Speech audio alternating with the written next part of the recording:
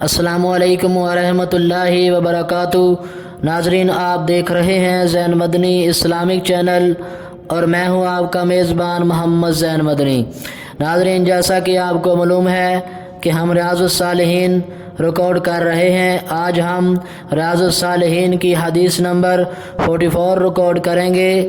آپ سے التماس ہے کہ ہمارے چینل کو سبسکرائب کریں، لائک کریں، شیئر کریں، بیل آئیکن پہ کلک کریں تاکہ ہر آنے والی نئی ویڈیو آپ تک پہنچ سکے۔ نحمدہ ونصلی علی رسولہ الکریم، اما بعد فاعوذ باللہ من الشیطان الرجیم، بسم اللہ الرحمن الرحیم۔ ریاض الصالحین جلد اول اور باب نمبر 3، باب الصبر، صبر کا بیان۔ حضرت انس رضی اللہ عنہ سے روایت ہے کہ حضرت ابو طلحہ کا ایک لڑکا بیمار تھا۔ ابو طلحہ جب کام کاج کے لیے باہر چلے گئے تو لڑکا فوت ہو گیا۔ جب واپس آئے تو پوچھا، میرے بیٹے کا کیا حال ہے؟ تو سلیم نے کہا کہ وہ بچے کی ماں تھی، وہ پہلے سے کہیں زیادہ سکون میں ہے۔ چنانچہ بیوی نے اس کے سامنے رات کا کھانا رکھا جو انہوں نے تناول کیا۔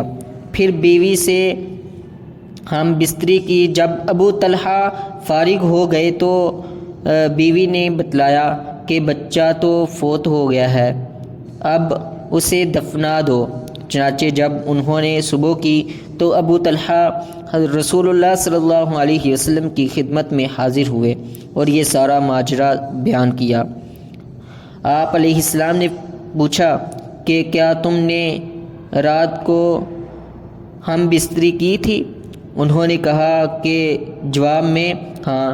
آپ علیہ السلام نے دعا فرمائی، اے اللہ ان دونوں کے لیے برکت عطا فرما۔ چنانچہ اس دعا کے نتیجے میں مدت مقررہ کے بعد ان کے ہاں ایک لڑکا پیدا ہوا۔ حضرت انس فرماتے ہیں کہ مجھ سے ابو طلحہ نے کہا۔ ابو طلحہ حضرت انس رضی اللہ عنہ کی والدہ ام سلیم کے دوسرے خاوند حضرت انس کے سوتیلے باپ تھے۔ ان کے پہلے خاوند مالک بن نضر تھے جو اسلام لانے کی بجائے شام چلے گئے تھے اور وہیں فوت ہو گئے۔ ان کی والدہ نے اس کے بعد ابو طلحہ سے نکاح کر لیا۔ اس بچے کو نبی علیہ السلام کی خدمت میں لے جاؤ اور کچھ کھجوریں بھی ساتھ دے دیں۔ آپ علیہ السلام نے فرمایا، کیا اس کے ساتھ کوئی چیز ہے؟ انہوں نے کہا ہاں، کچھ کھجوریں ہیں۔ نبی علیہ السلام نے وہ کھجوریں لے لی اور ان کو منہ میں چبایا، پھر وہ اپنے منہ سے نکال کر بچے کے منہ میں ڈال دیں اور یوں اسے گٹی دی اور ان کا نام عبداللہ رکھا۔ اسے بخاری و مسلم نے روایت کیا ہے۔ اور بخاری کی ایک اور روایت میں ہے کہ ابن عیینہ نے کہا کہ انصار کے ایک آدمی نے انہیں بتایا کہ میں نے اس پیدا ہونے والے لڑکے عبداللہ کی اولاد سے 9 لڑکے دیکھے، سب کے سب قرآن کے قاری تھے۔ اور مسلم کی ایک روایت میں ہے کہ ابو طلحہ کا ایک بیٹا جو ام سلیم کے بطن سے تھا فوت ہو گیا، تو ام سلیم نے اپنے گھر والوں سے کہا، تم ابو طلحہ کو ان کے بیٹے کے بارے میں مت بتلانا، میں خود ہی ان کو یہ بات بتلاؤں گی۔ چنانچہ ابو طلحہ تو ام سلیم نے آئے تو ام سلیم نے رات کا کھانا ان کے سامنے پیش کیا۔ انہوں نے کھانا کھایا اور پانی پیا، پھر پہلے سے کہیں زیادہ بن سنور کے ان کے پاس آئیں۔ پھر انہوں نے ان سے ہم بستری کی۔ جب انہوں نے دیکھا کہ وہ خوب سیر ہو گئے اور ہم بستری کر لی ہے تو کہا، اے ابو طلحہ ذرا بتلاؤ کہ اگر کچھ لوگ کسی گھر والوں کو کوئی چیز عارضی طور پر دے دیں، پھر وہ اپنی عاریتاً چیز جو عاریتاً دی ہوئی تھی وہ چیز واپس مانگیں تو کیا ان کے لیے جائز ہے کہ وہ دینے سے انکار کر دیں؟ ابو طلحہ نے کہا نہیں۔ چنانچہ ام سلیم نے کہا، تم اپنے بیٹے کے بارے میں اللہ تعالیٰ سے ثواب کی امید رکھو، یعنی تمہارا بیٹا بھی جو اللہ ہی کی دی ہوئی امانت تھا اس نے اسے واپس لے لیا ہے۔ یہ سن کر وہ غضبناک ہوئے اور فرمایا جب میں گھر آیا تو کچھ بتلائے بغیر تو نے مجھے یوں ہی چھوڑے رکھا حتیٰ کہ میں ہم بستری تک سے آلودہ ہو گیا، اور اس کے بعد تو نے مجھے میرے بیٹے کی وفات کی خبر دی۔ اس کے بعد وہ گئے اور رسول اللہ صلی اللہ علیہ وسلم کی خدمت میں حاضر ہوئے اور جو کچھ ہوا وہ بیان کیا، تو رسول اللہ صلی اللہ علیہ وسلم نے سن کر یہ دعا فرمائی، اللہ تعالیٰ تم دونوں کے لیے تمہاری اس رات میں برکت عطا فرمائے۔ چنانچہ سلیم کو حمل قرار پایا۔ حضرت انس نے بیان کیا کہ رسول اللہ صلی اللہ علیہ وسلم ایک سفر میں تھے تو حضرت سلیم بھی اپنے خاوند ابو طلحہ کے ہمراہ آپ کے ساتھ تھی، اور رسول اللہ صلی اللہ علیہ وسلم کا یہ معمول تھا کہ جب سفر سے مدینہ واپس تشریف لاتے تو رات کو تشریف نہ لاتے۔ جب یہ قافلہ مدینے کے قریب پہنچا تو سلیم کو درد ذہ یعنی زچگی کے عین وقت جو درد ہوتا ہے شروع ہو گیا۔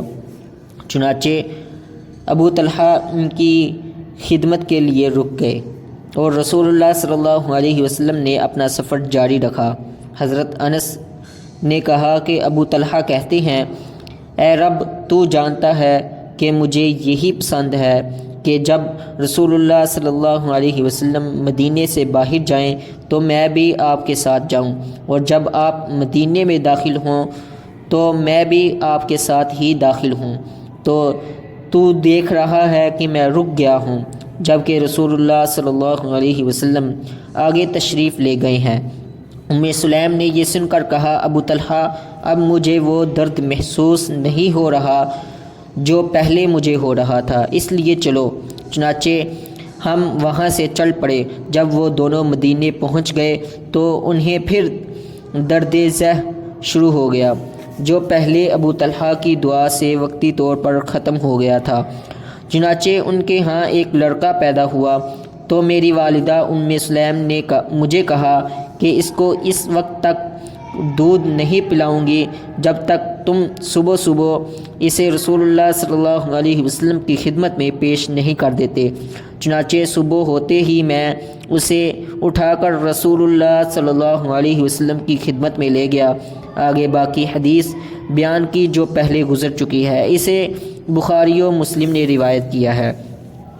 اس حدیث کے فوائد و مسائل اخذ کرتے ہوئے حافظ صلاح الدین یوسف صاحب نے پہلا مسئلہ یہ تحریر کیا ہے کہ اس حدیث سے ہمیں معاشرتی زندگی کے لیے بہت سی ہدایات ملتی ہیں، مثلا ایک صابر و شاکر عورت کا کردار کہ بچہ فوت ہو گیا لیکن کوئی جزا و فضا و ویلا بین اور نوحہ و ماتم نہیں کیا، حتیٰ کہ خاوند جب آتا ہے تو پہلے ایک خدمت گزار بیوی کی طرح خاوند کی تمام ضروریات کا اہتمام کرتی ہے، اور اس کے بعد خاوند کو نہایت اچھوتے انداز سے بچے کی وفات کی اطلاع دیتی ہیں، جس سے یہ سبق ملتا ہے کہ خاوند کی خدمت اور اسے آرام و سکون پہنچانا ایک مسلمان عورت کا اولین فرض ہے۔ اور دوسرا مسئلہ یہ تحریر کیا کہ گھر میں خاوند کے لیے بناؤ سنگار اور زیب و زینت کا اہتمام کرنا مستحسن ہے۔ تیسرا مسئلہ یہ تحریر کیا کہ ولادت کے بعد بچے کو کسی نیک آدمی کے پاس لے جا کر کے اس سے تحنیک کروانا یعنی گھٹی دلوانا جائز ہے۔ چوتھا مسئلہ یہ تحریر کیا کہ مصیبت میں جو اللہ کے فیصلے پر راضی رہتا ہے اللہ تعالیٰ اسے بہترین بدلہ عطا فرماتا ہے۔ اور پانچواں مسئلہ یہ اخذ کیا کہ مجاہدین کے ساتھ خواتین بھی جہاد میں شرکت ہو سکتی ہیں، اور پھر اپنی حدود میں رہ کر مجاہدین کی جو خدمت وہ بجا لا سکتی ہیں بجا لائیں، مثلا زخمیوں کی مرہم پٹی، بیماروں کی تیمارداری، پانی روٹی وغیرہ کا انتظام۔ چھٹا مسئلہ یہ تحریر کیا کہ ایسا تعریض و کنایہ توریہ جائز ہے جس سے دوسرا شخص مغالطے میں پڑ جائے تاہم وہ جھوٹ نہ ہو۔ ساتواں مسئلہ یہ تحریر کیا کہ میت گھر میں موجود ہو تو کھانا وغیرہ پکایا اور کھایا جا سکتا ہے۔ البتہ مستحسن یہ ہے کہ ہمسائے یا کوئی اور عزیز میت والوں کے لیے کھانے کا بندوبست کریں۔ 8واں مسئلہ یہ تحریر کیا کہ اہل علم کو چاہیے کہ اگر کوئی شخص ان کے سامنے اپنا مسئلہ بیان کرے یا وہ کسی آدمی کو کسی مسئلے میں پریشان دیکھیں یا کسی کی کوئی اچھی بات ان کے سامنے آئے تو ان کے لیے دعا کریں۔ 9واں مسئلہ یہ تحریر کیا کہ کسی کام کے جائز یا ناجائز ہونے میں شک ہو تو اہل علم سے دریافت کر لینا چاہیے۔